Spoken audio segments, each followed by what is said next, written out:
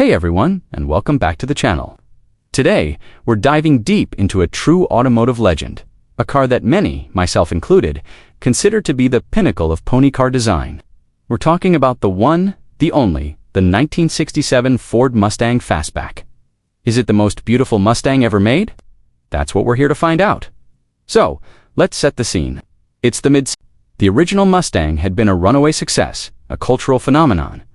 But competition was heating up. The Camaro, the Firebird, they were all entering the ring. Ford knew they couldn't rest on their laurels. They had to take the Mustang to the next level, and boy did they deliver with the 67 model. The moment you see a 67 Fastback, you know it's something special. It's a total redesign from the previous years. It's longer, it's wider, and it has this incredibly aggressive, muscular stance that just screams performance. The designers at Ford, under the legendary Lee Iacocca, really sculpted this car. It's not just a collection of parts, it's a flowing piece of art. Let's start with the front. The grille is deeper, darker, giving it this menacing look, like it's ready to devour the road ahead. The headlights are set back, which adds to that sense of depth and aggression. And those signature shark gill-like scoops on the side. They were purely for looks on most models, but the real magic, the part that makes car lovers go weak at the knees, is that fastback roofline. It sweeps down from the roof all the way to the tail in one clean, uninterrupted line. It's poetry in motion, even when it's standing still. This design element transforms the car from a sporty coupe into a piece of rolling sculpture. It gives the car its iconic silhouette, a shape that's instantly recognizable and has been copied and homaged for decades. And then you get to the rear. Those triple taillights are now concave, creating this beautiful three-dimensional effect. It's a small detail, but it makes a huge difference. It gives the back end a more refined and futuristic look compared to the earlier flat panels. It's this attention to detail from front to back that makes the 67 so special. Now, a car can't just be about looks, right? It's got to have the heart to back it up. And the 67 Mustang had plenty of options.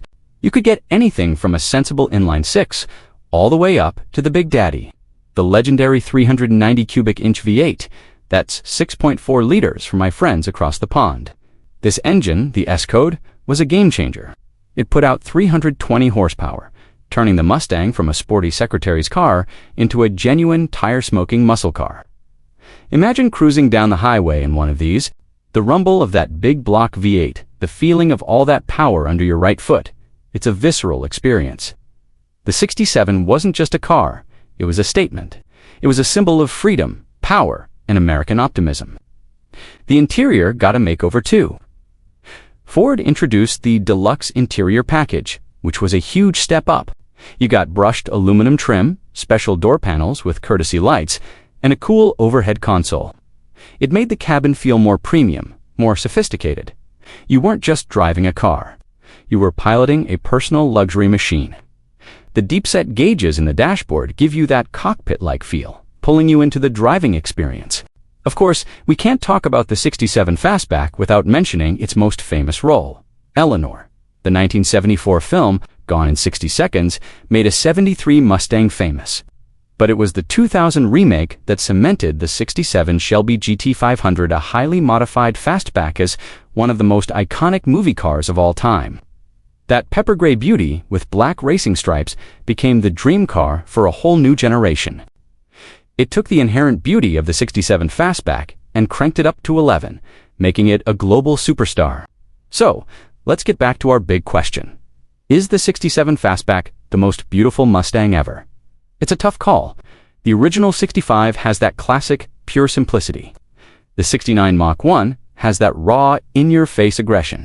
And modern Mustangs like the S550 are incredible feats of engineering and design in their own right. But for me, the 67 strikes the perfect balance. It's more muscular and aggressive than the original, but it's more graceful and elegant than the later. More blocky models of the late 60s and early 70s. It has a timeless beauty. The proportions are perfect. The lines are clean and purposeful. Every angle is its best angle. It's the evolution of a great idea into a masterpiece. Ford took the winning formula of the original Mustang and refined it, perfected it. They added muscle without losing the soul. They added aggression without sacrificing the elegance. It's the Mustang in its athletic prime. Think about the legacy. The 67 Fastback's design DNA is still visible in Mustangs today. That long hood, short deck profile, the Fastback roofline, these are all elements that Ford keeps coming back to, and for good reason. They got it so right in 1967. It's the benchmark, the standard by which all other Mustangs are judged. When you look at car design, there are certain models that just transcend their era. They become timeless classics.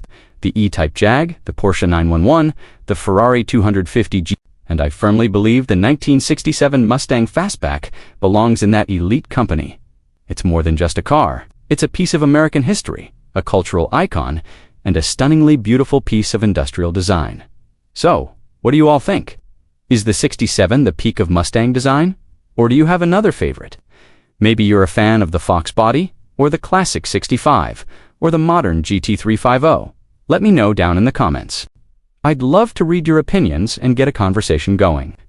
It's a debate with no wrong answers, just a lot of passion for one of the greatest nameplates in automotive history. For me, when I close my eyes and picture the perfect Mustang, it's always a 67 Fastback, preferably in Highland Green, cruising down a winding road. It just doesn't get any better than that. Thanks so much for watching, everyone. If you enjoyed this deep dive into a classic, be sure to hit that like button. And if you haven't already,